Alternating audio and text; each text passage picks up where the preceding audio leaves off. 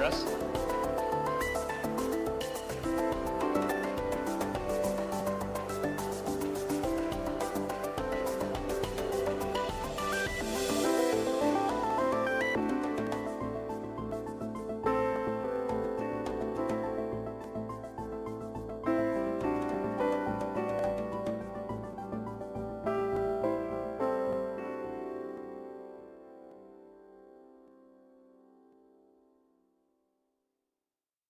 All right, I'll just call the meeting to order. Welcome everyone to the April 30th, 2024 Regina Planning Commission meeting. We acknowledge that we are here on the traditional lands of Treaty 4 territory, a treaty signed with 35 First Nations across southern Saskatchewan and parts of Alberta and Manitoba, and the original lands of the Cree, the Saulteaux, Dakota, Nakota, Lakota, and the homeland of the Métis. The City of Regina owes its strength and vibrancy to these lands and the diverse Indigenous peoples whose ancestors' footsteps have marked this territory, as well as settlers from around the world who continue to be welcomed here and call Regina home. Some members of the Commission and City Administration may be attending the meeting today through video conferencing. And just as a reminder, if you could just as a baseline turn your camera and your microphone off. When it's your turn to speak, we will turn that on. The reports from today's meeting will be considered by City Council at its meeting scheduled for May 8th, 2024, and the deadline to register as a delegation for Council is 12 p.m. on Monday, May 6th. Can I get a motion to approve the agenda? All right, Councillor Nelson. Any opposed? All right, see the motion carries. Can I get a motion to adopt the minutes from the March 26, 2024 meeting of Commission? Commissioner Hopkins, any errors or omissions? Go ahead, please. I'm not going to touch it. Yeah. Go ahead, John. Okay. On page 5 of the document here, it says Senior City Planner Jordan Gager moved. I think that maybe is an error. It should just be Jordan. Through you, Mr. Chair, I believe that may have been auto-generated out of our system. We just need a motion to correct the error. Perfect. Can we consider that a motion, John? I got one more thing. Okay, all right, put it on the list. Okay. So the final motion of that meeting was to adopt the amended motion for the Housing Accelerator Fund discussion. Yeah. So there was quite a bit of discussion between myself and the chair about my vote at the end of that, and there were sort of 3 things that were committed to accommodate my vote, I'll say. It didn't really make it into the motion. I just want to, I guess, should I have made a motion saying something to that effect, or what would have been the proper procedure there? Because I supported it, but it was kind of, we were going to have these other discussions or comments or commitments made, I guess. So. Through you, Mr. Chair, the only items that are recorded in the minutes are official motions of the Commission. So if there were undertakings or discussions back and forth, because these are not verbatim minutes, we don't record that. In the end, what we end up just recording is the vote and any formal motions. Okay. What I could add, John, is that those items and those concerns were advanced as committed to administration. They did the proper consultation, and then that was addressed at the subsequent council meeting. So I can say that those concerns were considered, brought forward, there was a discussion, and then we had another follow-up at council. Okay. Yeah, but unfortunately, that's all that's recorded is just the vote. Yeah. Okay. Okay, that's my comments then on the minutes. Okay. Did you want to move? Amended. Yeah. With that. Okay. Any opposed to the change? All right, I'll consider that motion carried. Any other errors or omissions from the March 26th meeting of Commission? No. Seeing none, any opposed? Motion carries. We have a couple items today. I'm going to start with RPC 24-12, Heritage Designation Removal Request for 2301 15th Avenue. We're going to start with the delegation. Sherry Knight, if you will. Put that microphone on. Whichever one you feel comfortable with. Sure. big chairs. So, yeah, they are giant. They're thrones. So Sherry, when you can, if you could just introduce yourself for the record, and you'll have 5 minutes. Okay, my name is Sherry Knight. I live at 2301 15th Avenue. Okay, go ahead, please. You have 5 minutes. Okay. Just start with, my husband and I love the home. It was our dream home. We lived there together for 27 years. It's now 28 years. And like most couples, we shared things. You know, it was a partnership. He did these things, I did these things, generally inside, he did the outside. And now it's just me looking after things. When we bought the home, it was made back as much as we could into its original, both inside and outside, because we wanted it to be something that was like us. That doesn't sound good. Old like us, maybe? Who knows? Anyway, we thought it would be our last home. And I remember one of the things that I was looking at was taps for our ensuite bathroom, and they were outrageous. And I went to my husband and I said, oh, I really like these. And he said, you really like them? And I said, yeah, I do. And he said, how many more bathrooms do you think you will ever build? And I went, right. So we had these outrageously expensive taps in the bathroom. It was just that we put our heart and soul into this place, and we love it. Loved it for all those years. With that, you know, there were hardships, right? Anybody remember COVID? Our business went, disappeared. And so it's been that element about trying to regain things from that time, and that's why we decided to apply for some support in terms of keeping the house up the way we wanted it to be. So we filed the application, and we were thinking that if we qualified for the heritage status, that we assumed that then it would be approved and we would get to make a final decision. I guess that's not the way it works, because what we were told was once it was approved, it was a done deal. And so that was a surprise for us, and we did come back and meet with we met with Femi, we met with, just a minute, Athasha, am I saying it right? Okay, talked to them, etc. And then things went from bad to worse because my husband passed away. And so from that time on, it's been this element about looking at all the challenges, you know, number one, the heritage status that I'm trying to deal with, John passing, and then things becoming overwhelming and looking at the uncertainty in terms of what my future is. Circumstances obviously have changed from that, and the course of action that we thought we wanted is not viable anymore in terms of me being alone. Most recently, I had phone calls from Laura and from Autumn, and so they were helpful in putting some things into perspective, etc. Still, it's overwhelming in terms of trying to look at all of this. I've got limited time, I've got limited energy, and limited finances too, so looking at all of these things at my age, it's just becoming a little bit too much. And so I understand the need for heritage status within the city because we love our property.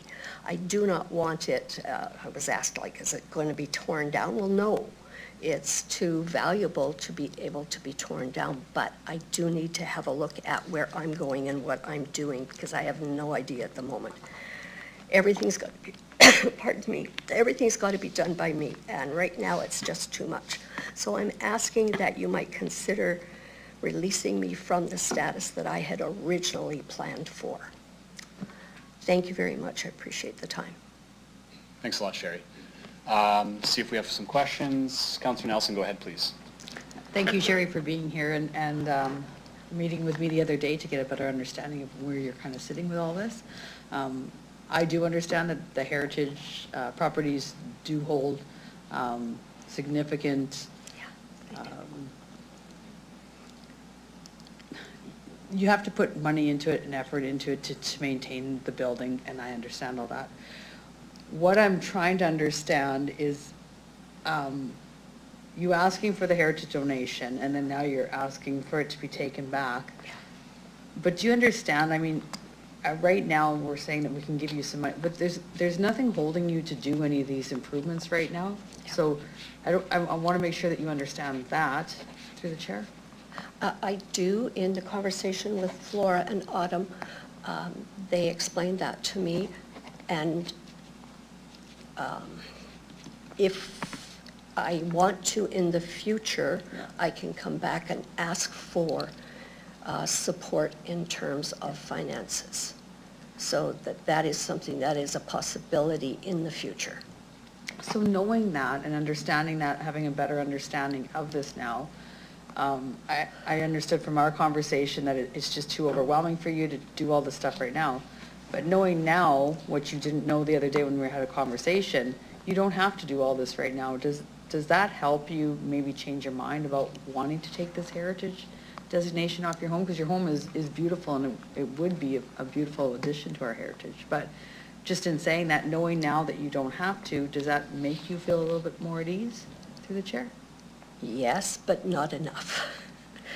There's just too much. If you've lost somebody, you know the amount of,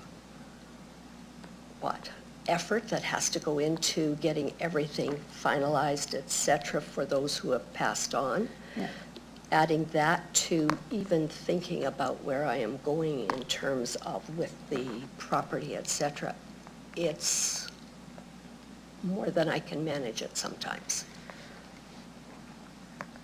And I'm trying really hard, and I'm trying really hard to understand where you're coming with this. It's allocating it as a heritage property, you don't have to do anything through the chair. I understand that, Okay. but then I still have to think about what does that mean in my future. So I don't know. I have no idea. I love the place I live in. It's an amazing property. Right. It's the cat and me now, so different ballgame than it was. And it's thinking in terms of if I do go ahead sometime in the future and ask for whatever support, the support that is offered generally is only a portion of what is needed, and I get that and I appreciate that. It's more opportunity for me to look at what I need to do and then put those funds aside. It's a case of loving what's there, and anybody that is familiar with the property knows that we've tried to put it back to what it was. One of the pictures we found up in the, pardon me, in the third floor when we were renovating was a picture of a bench out in the corner between Lorne and 15th. And so we have a gazebo there now, have had it for many years, with a bench there for people to sit on, just like there was 100 years ago, I guess, from that end. But I don't need to have the worry, the hassle, et cetera, of making sure that I do what is ever needed at this point in time. I need to be able to be focused on the things that I have to focus on and let that go and not worry about it even coming back in the future. So if I'm understanding you, and correct me if I'm wrong, what you're worried about is if the city comes and says you need to do this and this and this to the house to upkeep it because it's a heritage property, that's what you're worried about? Yes. Okay, I so don't have that. okay, but then you also understand that if there's $50,000 worth of work that needs to be done, and I'm not saying there is, I have no idea what there is, but the city will give you like 10,000 or 15, and I don't know what they'll give you, but at least that's some help. It is some help, but it's very minimal in terms, appreciate everything that was offered, but yes. Okay, I have the rest of my questions with P2008 administration. Thank you very much. Thank you. Any further questions from commission? I see none. Sherry, if you could, thank you very much. You could return to the gallery and we'll continue with the debate. Do I leave? You just have to go back to the seat. Yeah, I would welcome you to stay, however.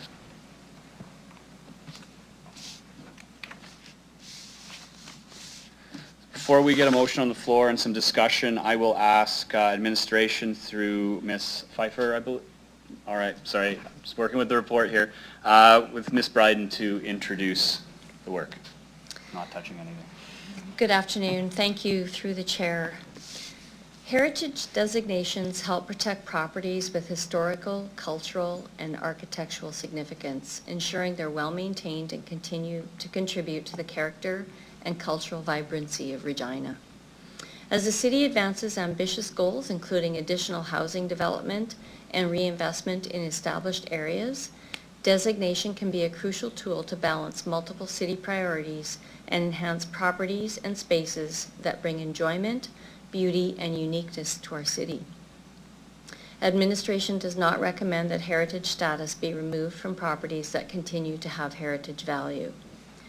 The owner of 2301 15th Avenue made a voluntary application for heritage designation in 2023, but has recently requested removal of the designation due to a change in life circumstances. Administration has communicated with the owner throughout the designation process and the request to de-designate and are sympathetic to the recent circumstances and concerns. However, we do not recommend removal of heritage designation from this property, as there is no indication that the heritage value of the property has changed. As such, it is a position of administration that the property should continue to be protected. Heritage designation creates few demands on homeowners and does not require homeowners to undertake specific work to their properties. Rather, it encourages good stewardship of heritage assets and ensures that properties are protected against demolition or significant alteration. While the application to de-designate is not tied to a request for demolition, maintaining the heritage designation for the property will also safeguard it in the future. And with that, we are here to answer any questions you may have. Thank you. I'm going to ask for a mover, and that person would have entitlement to speak first, but maybe just to be clear on what you're moving, because there's a negative component in there. Part of it is to deny the removal of the heritage property status, send the matter to the provincial review board, and then to reallocate the $25,000. So I just want to make sure everyone knows, and then that would be a recommendation of go to council. Can I get a mover, please? All right. Commissioner Sontag, did you want to speak to the matter? Yeah, I wanted to ask a couple of questions if I could. Go ahead, yeah. I wanted to understand this, there was a reference to it, but maybe it wasn't clear enough for me anyway, that can I think Councillor Nelson actually referenced it, the city, can they come into a property like that and then, I don't want to say demand, but ask for upgrades as the property is designated as heritage? Through the chair, thanks for the question. So I believe it was last year, or maybe the year before, the city had adopted maintenance standards for heritage properties. Those generally relate to, maintaining a property the same that we would expect any property owner to, in the course of owning a home, just keep a property, well maintained. The city does inspections of heritage designated properties every 2 years, I believe. We try to inspect properties on a biannual basis. And really it identifies if there's significant deterioration to a property, but not specifically, minor maintenance work and things like that. Okay. Also through the chair, if the property is sold and there's a portion or all of the funds remaining, does that transfer to the new owner, the funds were allocated for the? Thank you for the question. Through the chair, looking at Mr. Adigay, yes, those funds would then, could go to the future owner if the work hadn't been completed before the sale. Thank you. Then just on that same theme, for any current owner or new owner of that property, could they then also apply for additional funds? Through the chair, yes, it's possible for owners of designated properties to apply for the Heritage Incentives Program more than once. Okay, so, okay. Sorry, maybe just for clarity, not for work that maybe had already received incentives, unless it was a maintenance item that you would expect to regularly maintain, but certainly they could come back. Okay, okay, those are my questions. Thank you very much. Thank you. Further questions from Commission? Councillor Nelson, go ahead, please. what I'm trying to figure out here is, so there's 3 reasons why it's been designated as heritage. It's association with the Regina Center Square neighborhood, the ownership of Rowlett Parson and Victor Siphon, and it has a shingle-styled art and craft house. Am I correct in understanding those are the 3 reasons? Like, is there, it says character defining elements, but those are the main 3 reasons that we consider it a heritage property? Through the chair? Demi, go ahead, please. Correct. I can turn it on. It was too quick, yeah. Yeah. To the chair, you're correct. You're right, yeah. Okay. So, and the other question, well, I have a bunch of, but, so she received this much money to do upgrades to the property, and we maintain the properties, and we say that we do it like we do every other house, but I'm gonna probably question that. I think we take a little bit more care in our heritage properties. And I understand from our conversation, my conversation with her, she's concerned that if you guys come there and say, you know, this needs to be painted, this needs to be done, the money's not gonna cover it, where is she gonna find the money? Do you have an answer to that question to the chair? Go ahead, please. Ms. Yeah, Dawson. thank you, through the chair. So there was 2 different applications made by the owner last year. One was to designate the property, which is the application to de-designate today. The other application that was made along with that designation was to apply for incentives under the Heritage Program, which are only available in that pool to properties that are designated. So in order to access that program, property needed to be designated. What was applied for in the incentive program was, you know, like larger renovation. I think the roof was included, and those types of things. What the maintenance bylaw that Ms. Pfeiffer was talking about is asking heritage property owners is to maintain the properties so that the character defining elements of those heritage properties aren't deteriorating, so or the property in general. So if there was a significant roof leakage or something that would deteriorate the building, that's the maintenance bylaw allows then the city to go in and request that those items be fixed. And then as a result of that, we allow them to access incentives or cash grants to help them along with those properties. We have several heritage properties in the community that never access the incentive and never, you know, fall within that maintenance criteria. They just generally maintain their properties just like you or I would, with making sure that the downspouts are pointed towards, you know, away from the foundation and different things. So I don't want to get this conversation confused with the incentives that they had applied for some of the major alterations that they wanted to do. I understand that, but I do understand if I'm the homeowner of a heritage property and the roof needs to be fixed and it's gonna cost me $20,000, we offer an incentive of $10,000. What happens if I don't have that $10,000 to fix the roof? That's, and I believe that's, and they're both kind of going hand in hand right now. I understand we're just talking about the designation, but the reason why she wants the designation off is because she's scared that she doesn't have the money to maintain the heritage property to the level that we require a heritage property to be maintained.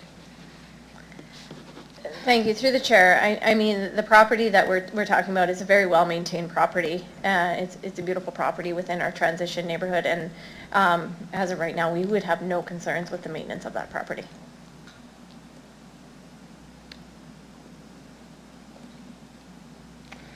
And this was put on the heritage. Maybe you can tell me from administration, because she was confused as to the process of it.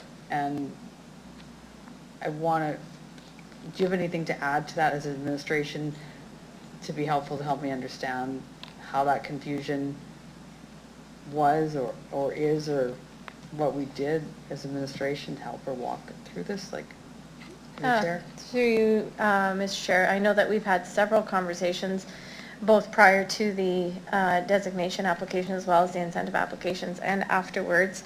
But maybe I'll let Ms. Pfeiffer speak to it because she was included in those conversations personally, and so would be best to speak to them. Through the chair, so anytime that someone applies for designation, the team is, meets with them, ensures that they have the information they need, ensures they know what they need to provide to the city. So during the voluntary application for designation, this property didn't currently have a statement of significance prepared for it. It wasn't on the heritage holding bylaw or the inventory previously, and so the owner chose to go and get a statement of significance with a heritage consultant to support their application for designation. The application was evaluated by city staff and the Heritage Sector Reference Group. We sent it to the Ministry, Parks, Culture and Sport, I can't remember, it's always a long ministry, for comment to see if they would support that designation, and they did. In that process, we also notified the applicants, anyone who is applying for a heritage designation, that if we support that recommendation, we have the support from our Heritage Sector Reference Group, and it's been evaluated as being designation worthy. We let them know that it is going to council for approval. We did so in this case as well, and the owner acknowledged that they received that notification, didn't indicate that there was a concern at that time. I'm just struggling with this because I'm really having a hard time considering this is big, and I understand, and owning a heritage building is not just you own a heritage building. If it needs underpinning, who's going to pay for that? Yeah, and I can appreciate that through the chair. I think the position that the city has is, any homeowner that has challenges with their property is responsible and finds the financing that they need, however that is, to do that work. I think through the city, we acknowledge that when it comes to those character defining elements, that can sometimes be a bit more costly if there's a specific material or things like that. Mm-hmm. And so that's where the incentives come in to help support that piece. Whereas for a typical homeowner with not a heritage designated property, those incentives aren't available to them to support that investment. And so, I want to make it clear that administration is not unsympathetic to these circumstances. But given the recent evaluation of the property as a heritage property, and as Ms. Dawson said, that it is a well-maintained property, there's nothing that we could use to evaluate that would suggest this shouldn't be a heritage designated property at this time. Yeah, I've always questioned that 3 points there. But the thing is, though, a homeowner that does not have a heritage designation home, if the house is crumbling, we can destroy it and build a brand new house on there. And then the value of the house is, I'm just struggling. I'm having a really hard time because it's not like it's a huge heritage significance. It's got a roof that's cool, and it's a beautiful home. I was in it, it's beautiful.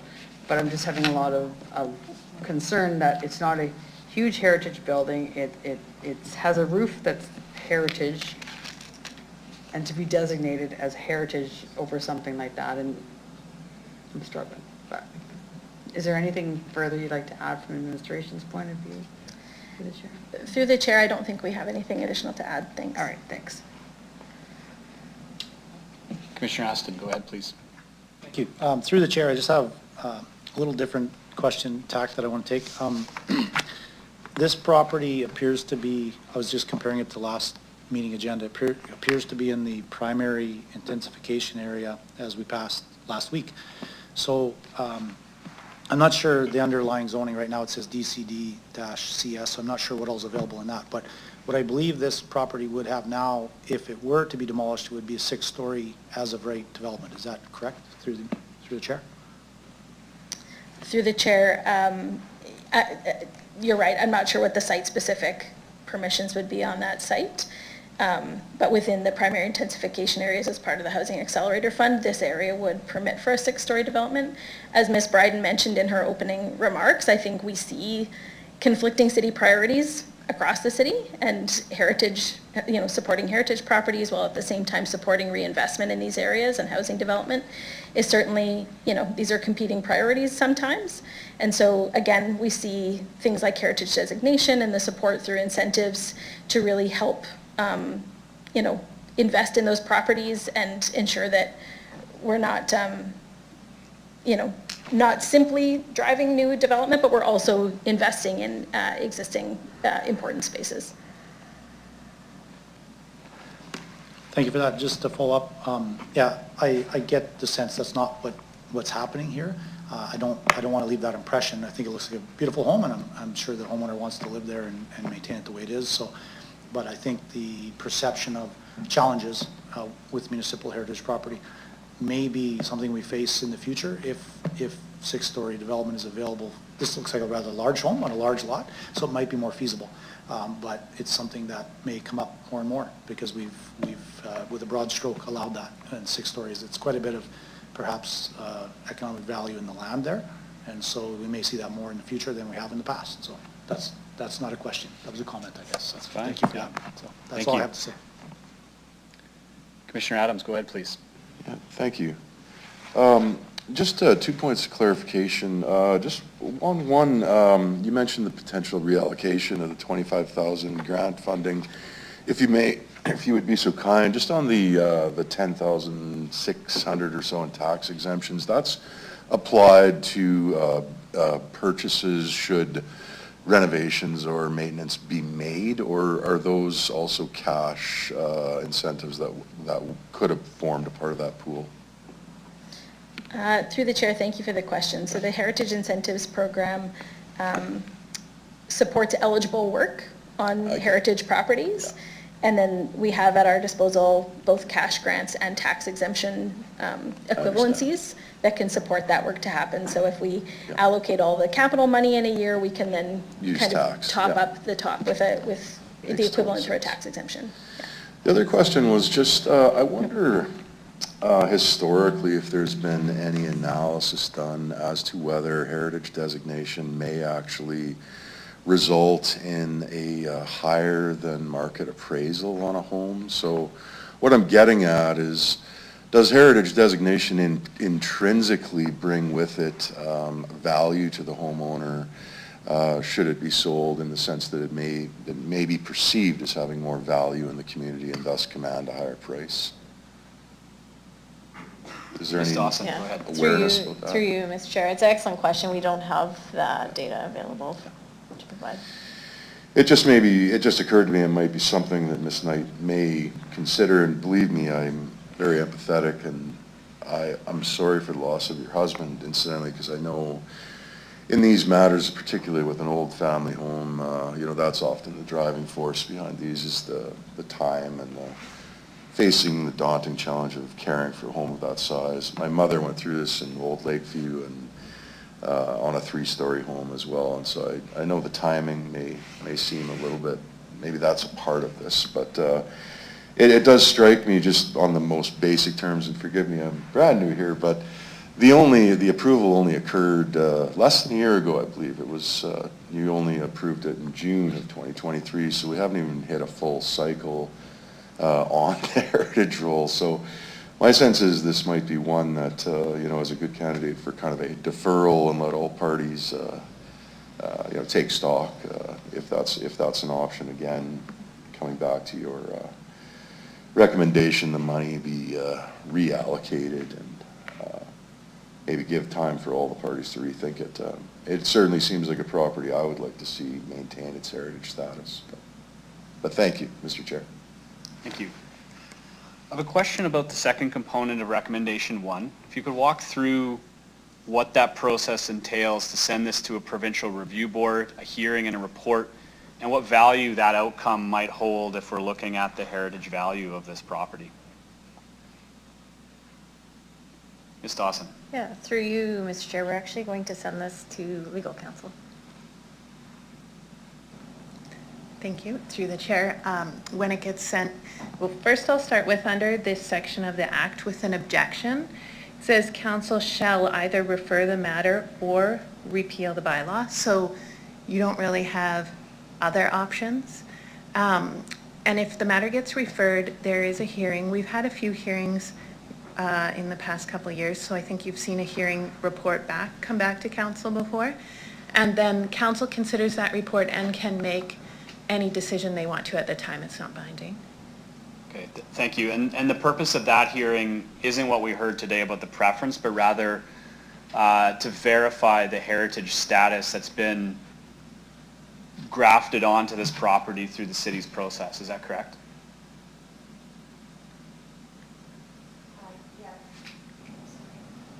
Through the chair, the Heritage Review Board hears representations from a number of people, and it would include a review of the heritage value. Okay, thank you. Councillor Nelson, go ahead, please. Just from the conversation that we're having, and I feel from meeting with Sherry, would this be something that if we tabled and maybe had more in-depth conversations with the homeowner to have a better understanding, would that offer, I'm just trying to think, would that be something, because like I said, I'm kind of getting a different mixed feeling here around the table as to what we want to do, but I'm thinking if we can table it, I'm more than happy to go have conversations with the homeowner, and I know administration is, because I think if she had a better understanding, maybe she might feel differently, but it just kind of getting your... If I could, so before a table motion is considered, which would be non-debatable, perhaps administration could comment on, you know, this still has to proceed to council, there's opportunity for discussion. If you could, Ms. Bryden. Thank you, through the chair. So I think, as the chair just stated, there is still opportunity at council for discussion on this matter. I think that there have been several conversations with the property owner, and I believe we understand where she is coming from, and again, we certainly empathize and understand that life has changed for her since the property was requested to be designated. I'm not sure that a tabling and more conversations would necessarily change our recommendations. And I do think we can have some conversations between now and council with the property owner again to make sure that she, just to reinstate and ensure that she does fully understand the request and what would be expected of her as a homeowner if the property was maintained as a heritage property. But I don't think that our recommendation would change. And I didn't think it would. That's not what I was asking. What I was asking is maybe to just table it so the homeowner can have a little bit more time to just, I don't want to not designate this as heritage. I think it's a beautiful home, but yet I'm really torn of the fact that this was only designated heritage a little while ago, and the only reason it was approved and put forward was the homeowner had asked for it to be designated. We didn't go out and say this is designated, this is heritage. So I know as a counselor, when that comes forward, anybody that says they want to have their home designated, I have no problem with it because they understand the consequences, they understand that if, you know, they're responsible for pinning the house, they're responsible for all this stuff. And I just don't feel that this homeowner really had the full comprehension of everything. So that's why I was thinking of tabling it, to just say, let's just give her some more time and see if, because like I said, it's only been a year and I think we're torn here, so. If I could, so if a table in motion is put forward as a procedure, it would be a recommendation, as I understand it, to council for us to table it. So that would be the first step, and then we'd have a discussion there. But I would ask legal, are there timeframes that we need to consider if that recommendation does go to council in a week and then we add additional time? Is there anything we should consider? The act doesn't set a specific time. It does limit council's choices to either repealing the bylaw or sending it to the review board. So I guess my advice would be you can't table it instead of making a decision, but if it's for a reason, like to speak to the homeowner. I will note that in the act you can make an objection once per year. So just that's another timeline.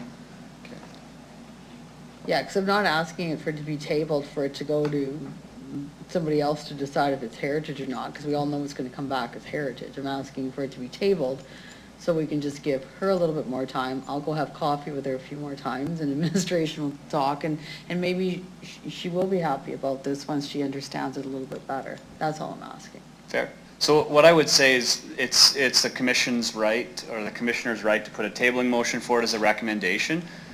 Alternatively, what I would suggest is, however this proceeds, there's still a week before, or over a week before it goes to council. If any member of commission wants to reach out to the resident to discuss further, certainly they're right. But I appreciate the intention. Okay, thank you. Commissioner Sontag, go ahead, please. I think you've partly answered my question, actually, just in that previous discussion. Just for clarity on the motion, so rule me out of order if you want here. Wouldn't the tabling motion, I should ask it this way, does a tabling motion effectively then, is the intent just to hold it back from going to council? Is that the reason? Because if it's just a tabling motion, my understanding is it would effectively be exactly what the motion is, because it's already designated as heritage, and so nothing would change. That part's correct, but I'll ask the clerk to clarify the procedural nuance here. Okay. So through the chair, under the Planning Commission's terms of reference, we make recommendations to council. So if the commission were to move a tabling motion, legal has told us that council has two options. Procedurally, I actually have not seen something like this before where we have that legal restriction, but to my understanding, that would be overruling the procedural bylaw in the act. Would that be just really quick? Yeah, I think the council decision has to be those two options. Sometimes things get tabled because we've run out of time or procedural reason. I don't think the Act's trying to interfere with that, but if tabling is to delay a decision, or I think that the Heritage Act would require, wouldn't permit that. Through the chair, procedurally, we would recommend that council table. The Planning Commission itself would not be tabling it to our May meeting. So it would be a recommendation to council to table at their meeting. But again, then there would potentially be some consultation in the interim with legal to find what council's options actually would be. And so there may be amendments moved on the floor then to the Planning Commission's recommendation, dependent on what the finding is in terms of the legislative process. I'd also ask then, you'd have to tell council why.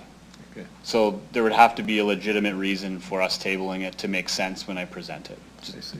But you're correct, the status quo is it's a heritage designated building, and that would continue until it's decided upon this particular And the property report. owner can still object within another year. Sorry, just my screen timed out. John, go ahead. Okay. Thanks. Through the chair, just have a question. So I've looked at a bunch of heritage review designation documents since my time on Planning Commission, and I'm always interested to see how they're qualified and measured. Could administration give us more color on the information that's provided? What I understand is the homeowner was the applicant. Is there also a process where the city would apply for certain properties to be designated? To me, I want to understand the significance of the homeowner doing it versus any other process in this instance. So, if that makes sense. Ms. Pfeiffer? Thank you, through the chair. So within the last couple of years, the city has updated a lot of our heritage policies, from incentives to how we evaluate properties. And one of the biggest changes that was brought forward is that we have focused on encouraging property owners to voluntarily designate their properties, as opposed to the city designating properties without the owner's consent, because we understand that you know, you don't want to take that choice away, and again, it's meant to be an attractive program and support for property owners to, you know, maintain these assets. So I would say the only times that you might see the city designating a property is if a property comes forward that is on the heritage inventory where there's a request for a demolition, then the city needs to make a decision whether or not the property would become designated or not. But typically, we focus on a voluntary process for designations. Thank you. That's very much what we've seen the last little while, is a lot of homeowners coming forward with that request. So I guess the other part of my question is, could you speak to the heritage review and color, like, I don't know, this is going to be a bad analogy, but like, how significant is it in the opinion of the reviewer? Is it well past the bar to become a heritage property, or is it just past? That's a bit of a qualifying, like the quality of the property, I guess. I can look at it and see X's in certain boxes, but I just want to, from an expert's position, can you offer any opinion on that? Maybe I'll kind of start, and then I think I'll pass it to Mr. Adigay to add to it. So, when someone applies for designation, either there's a statement of significance on file for the property that, if it's an inventory property, the city may have already done one. And I would just like to, clarify something that I said earlier. This property was on the inventory. I think previously I'd said that it wasn't on the inventory, but it was. Not all properties that are on the heritage inventory have a statement of significance. So if an application is made to designate a property, either we have a statement of significance on file, or we hire out for a heritage consultant to prepare one that would look at the architecture, previous residents to the building, if any significant events had happened at that property, and make that evaluation at that time. And then, as I said, we would send it to our heritage sector reference group and to the ministry to see if they had additional comment on it. But I may ask Mr. Adigay to add some additional information when it comes to the staff's evaluation. Thank you. Yeah, through the chair. So what we do is we use the statement of significance. We evaluate it using a significance criteria. It's on the form. There's a integrity criteria, and then there's a threshold for integrity criteria. So we look at all that, and then if it meets all the criteria, then we recommend it for designation. But like if it doesn't meet some of the criteria, then we may not recommend it. So it has to meet some certain criteria for it to be recommended. One final follow-up from that. I think the key thing you said there was it was on the holding list prior to the homeowner's application, I guess. Can you give any color on how long it had been on there, or when that process would have occurred that it would have been put on there? Through the chair, I think it's been there since 1989. Okay. Thank you very much. That's all my questions. Thank you. Councillor Nelson, go ahead. Can you repeat when it was on the designation? I didn't quite hear you, sorry. 1989, is that correct? Yes. It's been on the designation It's been on the inventory list, the holding bylaw. since 1989? Yes, when it was the holding bylaw.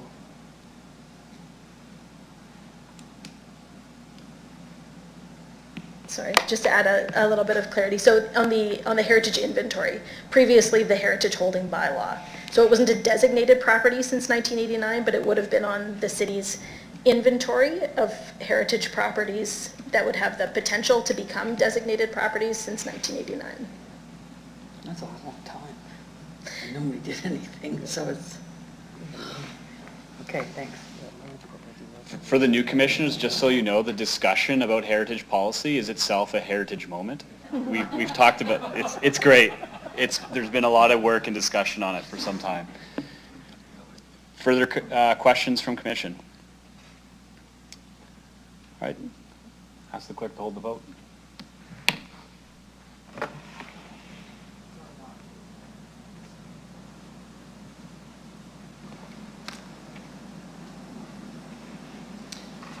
Okay, I think I've got everybody on there. Through you, Mr. Chair. Commissioner Sontag. In favor. Commissioner Adams. In favor. Commissioner Aston. In favor. Commissioner Hopkins. In favor. Commissioner Copes. In favor. Commissioner Wilson. In favor. Commissioner Nelson In favor. and Commissioner Stevens. In favor. The motion is carried. Thank you. Our next item is RPC 24-13, concept plan amendment, zoning bylaw amendment. Just want to make sure I'm reading the right report here. Yes, 1500 North Winnipeg Street, Somerset. We have some delegations with us today, Nathan Pethrick and Jacob Froh. I understand that one is joining remotely and another in person. So it'll be a big surprise at who's going to talk first here. And if you could, just introduce yourself for the record and which organization you represent. Hello, everyone. My name is Jacob Froh. I'm with Associated Engineering. We're the engineering consultant for the project. Go ahead, please. Good afternoon, Mr. Chairman, members of the Commission, administration. My name is Nathan Pethrick with DNA representing Earth King 135 Ventures Limited. I'm calling in this afternoon from Calgary, Alberta. As mentioned, I'm accompanied this afternoon by Zane Davey and Jacob Froh, who's appearing in front of you in person. Associated has provided transportation planning and civil engineering expertise in support of the Somerset Concept Plan and Zoning Bylaw Amendment. As noted in the administrative report, the Somerset Plan area is situated in northeast Regina and is comprised of approximately 56 hectares spanning 3 parcels of land. The plan area is bound by Winnipeg Street to the east, the CPR right-of-way to the west, and is situated to the immediate northeast of Uplands and Kensington Greens. Somerset was initially approved in 2013, with land use approvals following in 2016. In April of 2021, Viterra announced development plans to the east of Somerset requiring future rail and servicing infrastructure, requiring alignments through Somerset. As a result of this, a city-led concept plan and zoning amendment process was undertaken and ultimately approved by Council in October of 2022. Since that time, a developer-led initiative to complete a more detailed review of the Somerset land use, circulation, and servicing strategy has been undertaken. Key drivers of this developer-led process have included the desire to accommodate required rail and servicing infrastructure both for Somerset as well as the Northeast industrial lands, to review and refine the land use and circulation plan to address interface conditions, market factors, and directions under the official community plan. Thirdly, to assess land use scenarios adjacent to the Lanigan line under an operational versus non-operational scenario. And lastly, to develop a servicing strategy that meets current city standards to support the development of both Somerset and the Northeast industrial lands. In front of you, you'll see the proposed land use concept for Somerset, which is a refinement of the original approval in 2013 and the city-led approval in 2022. Briefly, the original commercial uses have shifted northward to provide a future centralized amenities and services and a future gateway into the Somerset neighborhood. Higher density residential uses have been identified in this area to be clustered in proximity to this gateway, with medium density residential uses focused adjacent to the collector road network and a future centralized neighborhood park. Proposed municipal utility dedications have been adjusted in alignment with an updated servicing strategy. As shown on the next slide, and for the benefit of the Commission, you can see a comparison between the existing land use plan approved in 2022 and our proposed land use plan before the Commission this afternoon. Moving on, the intent of the proposed circulation plan is to support safe vehicular movement, walkability, and future transit for Somerset. The road network has been designed to connect with Winnipeg Street, which serves as a key road connection connecting to the city's ring road. Potential future road connection to Kensington Greens and Uplands has been identified, along with a comprehensive on-street and off-street pathway system. Through further technical evaluation, the land use strategy for the railway corridor has been refined to address both municipal utility needs and railway purposes. The amended concept plan also provides additional detail to guide the future development of this corridor and proposed adjacent residential lands in accordance with recommended best practices and city standards. Looking to the west, two land use scenarios adjacent to the CPR Lanigan line have been examined in consideration of both railway operations, utility requirements, and future residential development. As shown, the top cross-section outlines a land use strategy under an operational scenario, while the bottom cross-section contemplates a land use approach under a non-operational scenario. This has been developed to support future land use flexibility in the future. Beyond land use, the water, wastewater, and stormwater servicing strategies have been revised in accordance with a new TIA and utility servicing strategy aligned with the city's current design standards. The amended plan accommodates both Somerset servicing needs as well as the future extension of these services through Somerset to service the Northeast industrial lands. Somerset is anticipated to be built out over 6 phases, as shown on this figure, with a natural extension of services from the southeast to the northwest. Building upon this phasing strategy, we've also filed a concurrent zoning amendment application. We are proposing a land use designation which aims to facilitate the initial phases of development commencing on the southeast side of the plan area. The proposed land use districting aligns with the concept plan and would support initial utility requirements, a range of commercial uses, and residential development opportunities and densities. Based on the efforts undertaken, we're looking for Planning Commission support. This has been a collaborative process working with administration for the last 1.5 to 2 years. The proposed amendment in front of the Commission aligns with the official community plan, the land use bylaw, and the city's current design standards. And the updated plan has been developed to be responsive to edge conditions, market factors, and unique interfaces that exist in and around Somerset.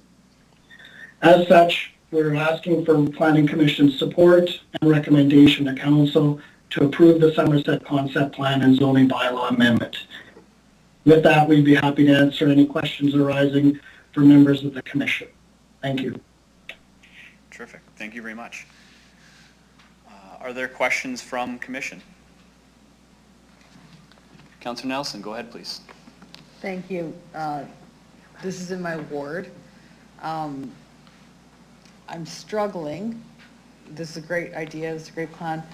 Kensington, we can't get it built out because there's nobody that wants to buy houses up there is what I'm getting. So I'm trying to understand why you guys are so gung-ho on building up there when Viterra's coming in. I actually have a community meeting at 7 o'clock with some pretty outrageously angry residents up there about the Viterra plant being built and everything.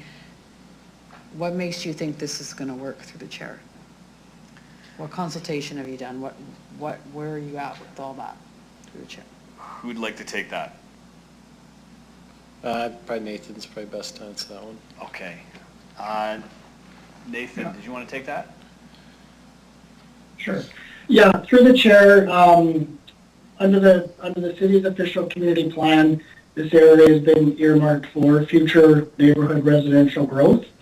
With respect to the introduction of Viterra to the east of these lands, the refined land use plan has introduced a bit of a reorientation of commercial flex blocks along Winnipeg Street to help mitigate some potential impacts that could occur. And as far as the market factors are taken into account, the landowners did consider that in terms of moving forward and are confident in moving forward in a staged approach to move the project ahead. So I'm going to ask you a question, and I want you to know that you are recorded, and I'm going to hold you to this, and I will never let you live it down. Please be nice. All right. Be nice. What phase is the playground supposed to be built in, through the chair? Go ahead, Nathan, if you wish. Through the chair, and perhaps Jacob might bring it up, we've also developed detailed concepts for the park space. Looking at the phasing strategy, it's proposed to be introduced in phase 4. Phase 4, how many years is that into the development, through the chair?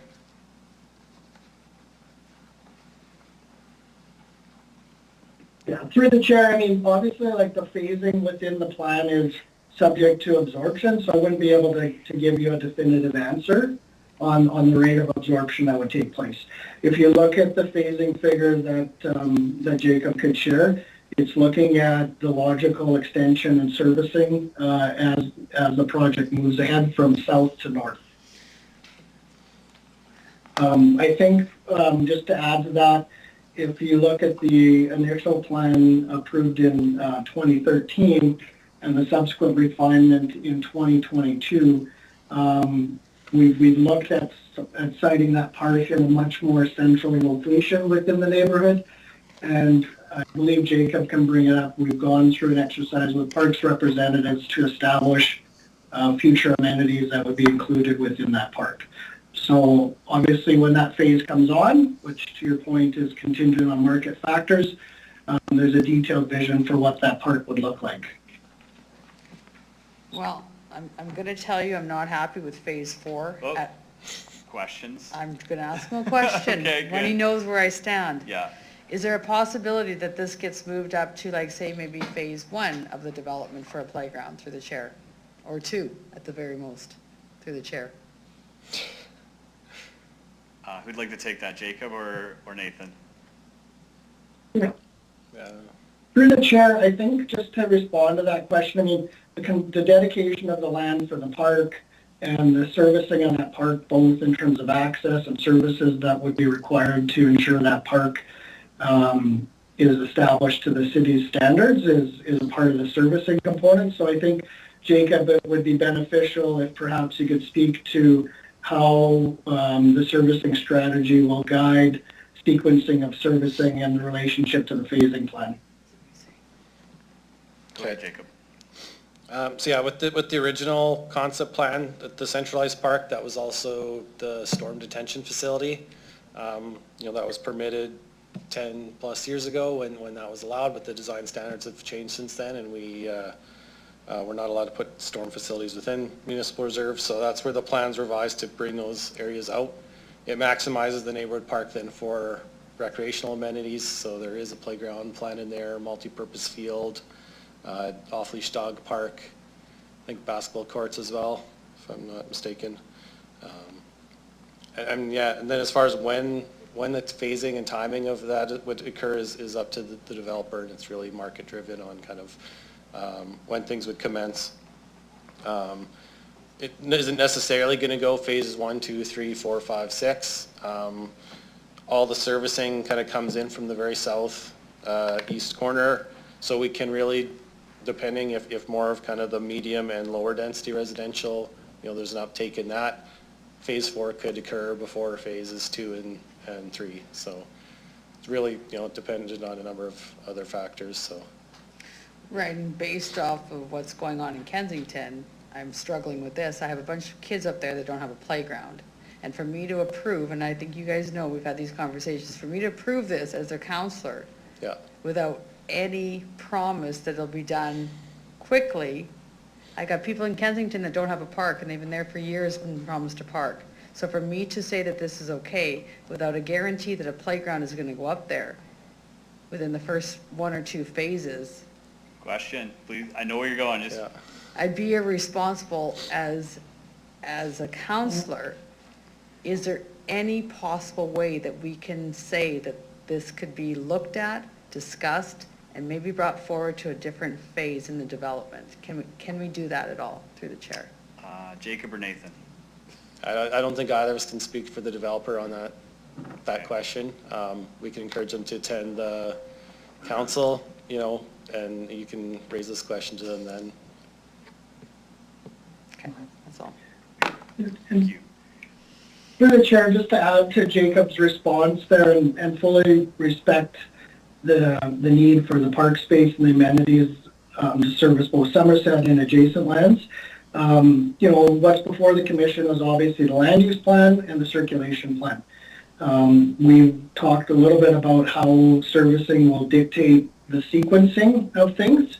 And, you know, ultimately, subject to land use and zoning approval, the next step would be filing a subdivision application, which would ultimately trigger the negotiation of a servicing agreement between the developer and the city.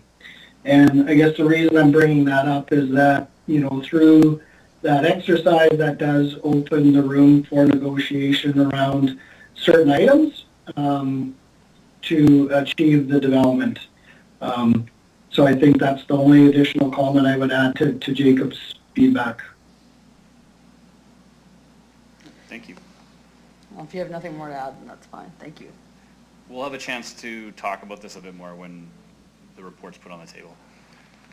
Any other questions from commission for the delegation? Seeing none, thank you very much. I would encourage you to return to the gallery in person. And Nathan, I hope you can stick around and listen, but, sorry. Okay. Thank you. All right, Nathan, thank you very much. Thank you. Okay, so item RPC 24-13, I'll ask administration to provide an overview, and then I'll look to commission for a motion. Who'd like to take this? Now I'm confused. All right. Go ahead, please. Thank you, Mr. Chair, members of the Planning Commission. This agenda item addresses an amendment to the Somerset Concept Plan, as well as a Phase 1 rezoning application. The Somerset Plan was approved in 2013 and was intended to facilitate the development of a new residential neighborhood immediately north of Kensington Greens. Since the original approval, the plan has been subject to multiple amendments, including an amendment in October 2022 to accommodate a new railway line intended to serve proposed industrial development north of the Co-op refinery complex. Further, part of the area was rezoned for residential development in 2016. However, no development in Somerset has yet to take place. The current proposed amendments, subject to this report, is a response to potential new servicing opportunities relating to the aforementioned proposed industrial development.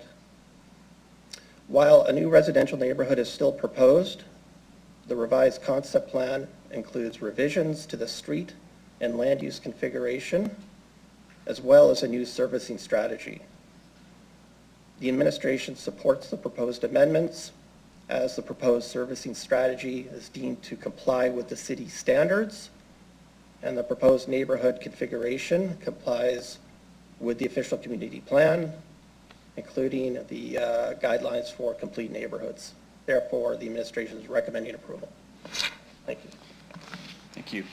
All right, now I'll need a motion to get this on the floor for discussion. Commissioner Adams, did you want to open with any questions or debate?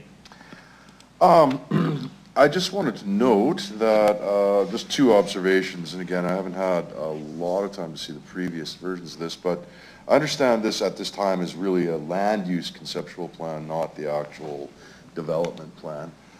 I do have a lot of sympathy for what Councillor Nelson mentioned, particularly also about the proximity to the new canola crushing plant. That would be a major consideration for me, especially vis-a-vis the rail lines there.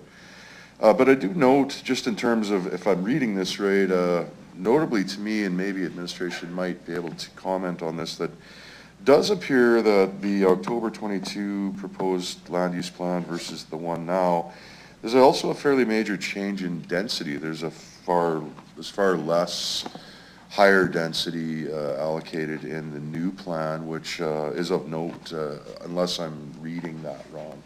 It does seem to have moved much more into a lower density neighborhood type plan as opposed to much more medium high density in the old plan. So that's notable to me, maybe to some extent acknowledging the market conditions on the north side, but Thank you. It's a good point and question there. Mr. Fenton, do you want to take that in terms of the shifting density request?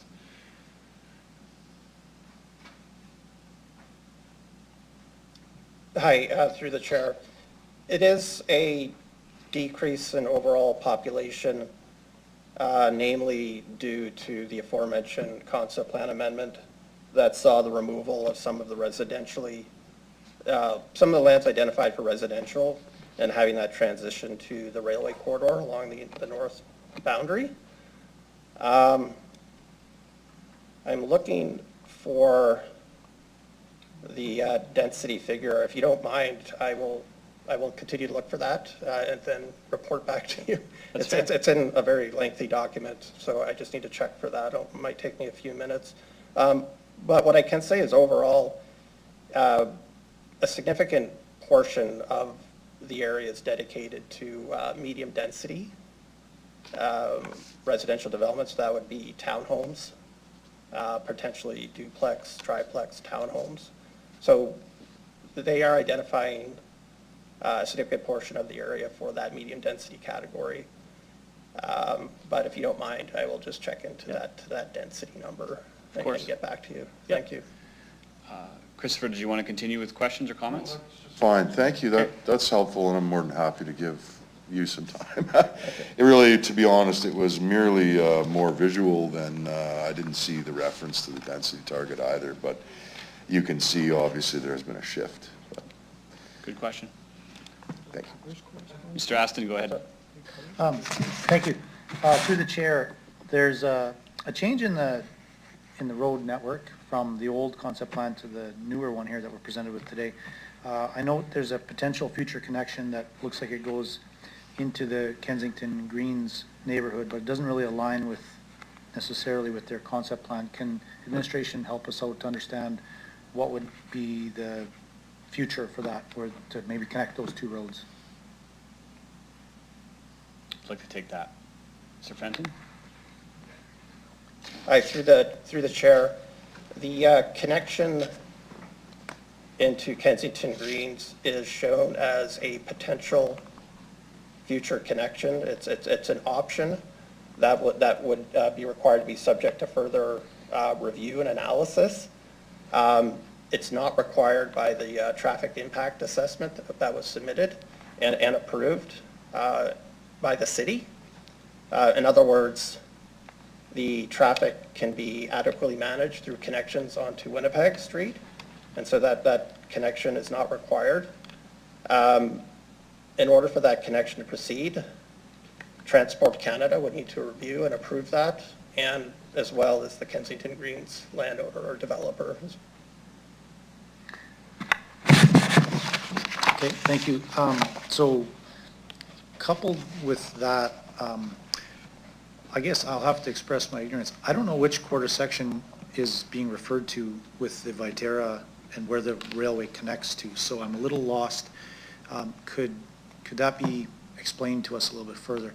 I think it's impactful for the road network as well, so I'm just kind of trying to piece that together in my mind. So, Would like to take that, Mr. Fenton?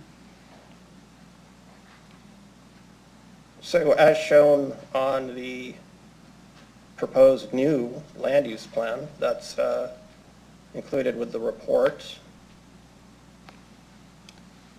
there is a proposed new rail corridor, and I might actually pass this off to Dustin McCall too. You might have some more information to add to this in terms of timing, but along the north boundary of the Somerset concept plan area, if you look at the land use plan that's submitted with the report, they're showing an east-west oriented railway corridor. That is intended at some point to be developed or constructed as a railway connection into Viterra. Mr. McCall might have some more information to add to that particular item. For clarity, I'm here for the next report. So you thought. Yeah, so I thought. I can get back to you. The question was on, The question was related to what area the Viterra Yeah, lands can were? kind of make sense geographically where the Viterra expansion might be situated when we look at the map here. I think Chad wants to. Oh, saves the Oh. day here. Yeah, I'll let Chad, through the Okay. chair, I'll let Chad Mr. answer Jetta, that. go He may ahead. maybe be able to share his screen. Through the chair, I was listening in, but I can comment on that. That rail line, the land for the rail line was acquired by the city to create the connection to the proposed Viterra plant, which would be located directly east of the proposed Somerset concept plan. And that rail line would also link towards the south as part of the Ring Road rail relocation project that's being worked on right now through administration. That is still in the planning stages, and so it's not firmed up yet, but the rail line across the north was purchased to accommodate rail access to Viterra. Just to clarify then, once again, the Viterra land would be on the east side of Winnipeg Street, immediately east of this Somerset development. So it is on the east side of Winnipeg Street, but it is set in 1/4 section. Okay.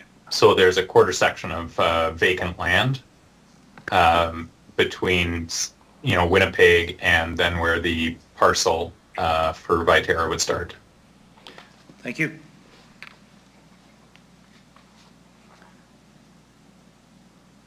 I think Councillor Nelson looks like she's thinking about what she's going to ask, but considering, there's a history here, and if we're thinking about, and actually to the councillor's point earlier, historically this neighborhood was confronted by concerns about prevailing winds from the refinery. There was issued statements from the health authority. Now we're seeing an expansion of an industrial facility around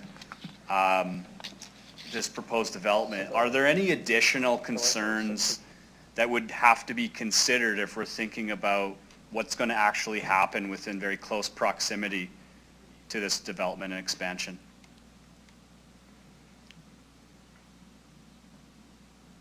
Ms. Dawson. Thank you, through the chair. Yeah, as part of this process, we would have assessed it as presented, and we've deemed it to be available for these particular uses. So yes, we do know that there are some impacts from the adjacent land uses. You can even see on there that there's some lands within the Evraz buffer, and I know that there has always been conversations on the lands about the impacts from the other industrial operations, and so the landowner is well aware of that, so is their consultants, and so are we, and so took those into considerations during the review. Okay, thank you. Any further questions? Councillor Nelson. Thank you for that. So going further on that, there hasn't, because I'm never going to pull back development. That's all fine. And the developer is taking the risk if people are going to buy there or not. And people are making the choice to buy there or not. That's their choice. That's their risk. That's what they're doing. But what there's a whole bunch of things that I'm concerned about is with this land development getting changed, getting switched over to this, what kind of guarantee is there to anybody that buys up there that, you've done your environmental scan, you've done we as a city have done our due diligence to say that this is a safe place for people to buy and live up in this area. Is there anything that is there anything that administration can put forward to say that we've done this, the noise is not, that we're putting people in a safe place to live, is what I'm intentionally asking to the chair. Ms. Dawson. Yeah, through you, Mr. Chair, I think it's a good question. I'm going to start, and I will start by just saying that this land has already been approved for mixed-use development. So what is before you today is a rearrangement of the land uses due to changing circumstances. So we continue to say that this land is available for mixed-use environment. I know that there's been conversations about registering certain things on property, whether people, make themselves apprised of that during their purchase, that's available to them. But I might just pass it over to Mr. Mario and see if there's anything else that we've kind of identified through this process. But I know when I was working on this file a number of years ago, those conversations were certainly available and we were having them. Mr. Mario. Thank you. The other thing that I would add about the potential for more industrial uses to locate to the east is that the more intense industrial developments will require a discretionary use application, and through that process we would require whatever technical reports that are necessary to ensure that the main concern of a discretionary use being land use compatibility is being addressed, and those could range depending on the application that's being submitted and the type of industrial use that's being contemplated. There could be mitigation measures for noise, odor, dust, or just visual aesthetic types of considerations. May result in, where the nuisance within that industrial operation is located on the site. Is it appropriate? Is it located far enough back? So for the most part, City Council will have the ability to consider those types of more intense industrial applications. Ms. Dawson. Thanks. Just to add to that, so if the proposed land use configuration isn't approved through this application, it continues to allow for mixed-use development under the current configuration and land use pattern. And so that decision has already been made. The decision today is whether the configuration and pattern changes. Right, and my understanding too, and what I was kind of going along with the fact is the city saying, you know what, developer, you need to put trees along here, you need to do this, or you need to do that to help mitigate some of that, the noise, the dust, so on and so forth. That's where I was kind of going with this, and yeah, thank you. And through you, you can see in the configuration, we've sort of done that with the land uses and the conversations with the land uses, and so you have a mixed-use environment closest to Winnipeg, and then as you get into the community further to the west, that's when you have residential. And so along Winnipeg Street, there's, there was an intention to put, certain land uses that can appropriately locate next to a busy road and those types of things. And then as you move into the neighborhood, there's that transition to lower density. I just want everything to be built properly. There's a whole bunch of stuff up there, and it's a great place to live. I just would like a little bit more reassurance that, yes, we're going to do some environmental things. We're going to force the developer to do these things. But as a developer and as the people here today, I just want you to please be very cognitive of that. People live up there for years with their children and spend a lot of money on taxes and don't get a lot of services. So that's all I have. Commissioner Aston, go ahead, please. Just to come back to a comment that was made, so on the proposed land use concept plan that we've been provided here by the delegation today, there's a line indicating a 1,000 meter buffer from EVRAZ, and we just heard administration talk about a setback from other industrial uses. Like a quarter section's about 800 meters. There might be even a little bit of northward offset, so it's probably closing in on that 1,000 meters to the east side of this property, I'm guessing. But is there any definition of what that setback would be? And could you explain a little bit on the 1,000 meter buffer? Is that a city designated buffer, or is that coming from some other guidance, I guess, for an industrial site? So we respect the EVRAZ buffer. It's called the EVRAZ buffer zone on your Appendix C1. There's no other buffer. What I was explaining was, utilizing what you have on your land use plan to provide a buffer or transition of land uses into the neighborhood. I apologize for the confusion, and previous to that, I had provided that there would potentially be notification to property owners through other mechanisms, but again, that's for future purchasers, and that's not a city requirement. Okay, I think I'll ask for some clarification there. So what I heard though, I think was there is no particular buffer distance, it's just buffering of uses, or buffering of distance or buffering away from industrial use like the Viterra one towards this development. Did I capture that more correctly or not? Through you, the Chair, there is an Evraz buffer that we respect. And then the other from the west, from the industrial uses in the northeast. Yeah. We do our best to try to transition into the neighborhood so that there's land uses that are more compatible with Winnipeg Street and other industrial uses. And then as you move way west, you move into more of a low-density neighborhood. Okay. And to see if Mr. Mario has anything else to add. No, the only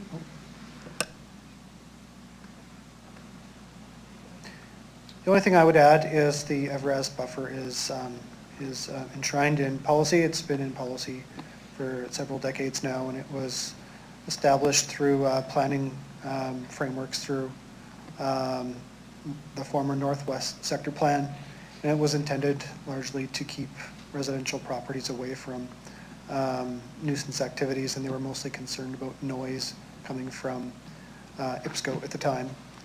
So that was the reason for that. Okay, thank you for explaining the buffering from the potential Viterra. I get very much your explanation there now. Just a final little question on Evraz buffer. It's not dictated by any other outside body. It's a municipal buffer placed in That's and correct. observed for many years kind of thing. Yeah, So, it was created as a result of engagement with IPSCO at the time, now Evraz, and we've enshrined it in our policy. And it's 1,000 meters from their property or just from a central I point? believe it's from their property line, yeah. Okay. Thank you. Great, thank you. See no further questions? Ask the clerk to hold the vote.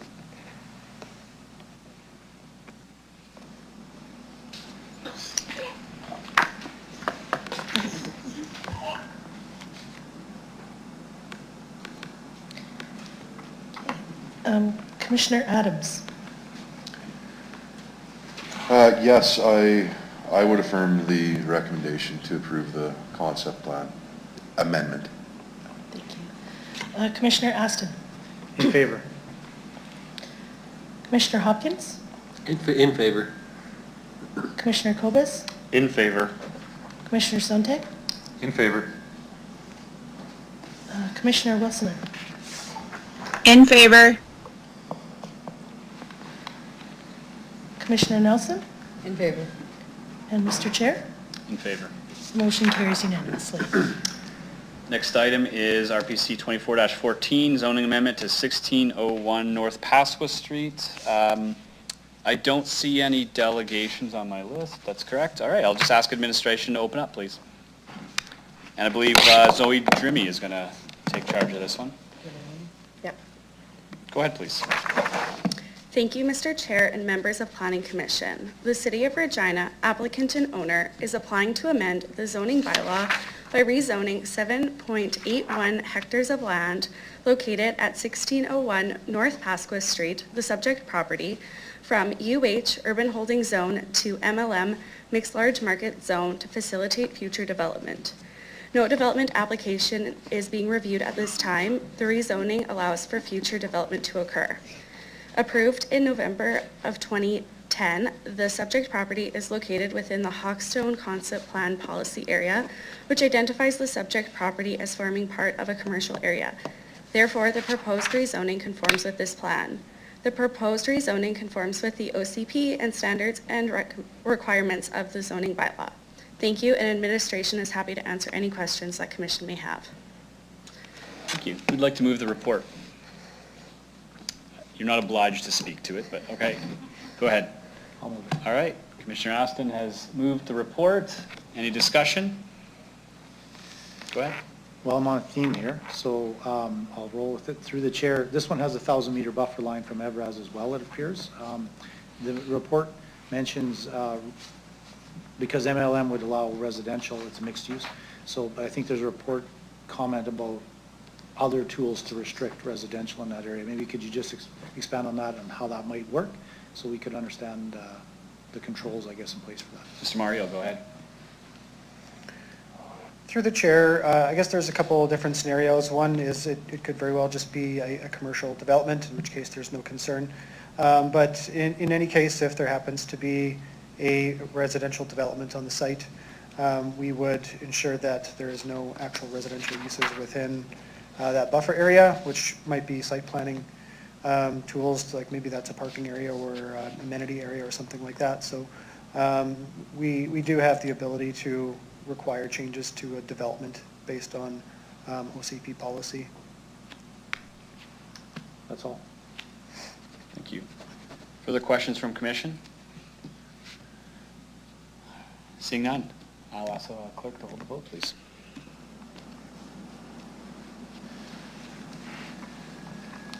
Through Mr. Chair. Oh. Okay. Commissioner Aston? In favor? Commissioner Hopkins? In favor. Commissioner Kobus? In favor. Commissioner Sontag? In favor. Commissioner Adams? In favor. Commissioner Wilson? In favor. Commissioner Nelson? In favor. And Mr. Chair. In favor. Motion is carried unanimously. Motion to adjourn, please. In favor. I said it right. You just say any opposed. Okay. I just need a motion. Yeah. Councillor Nelson, any opposed? You're not going anywhere anyway. We got a little meeting here afterwards, but, all right, seeing none, motion adjourned. Thank you very much, everyone.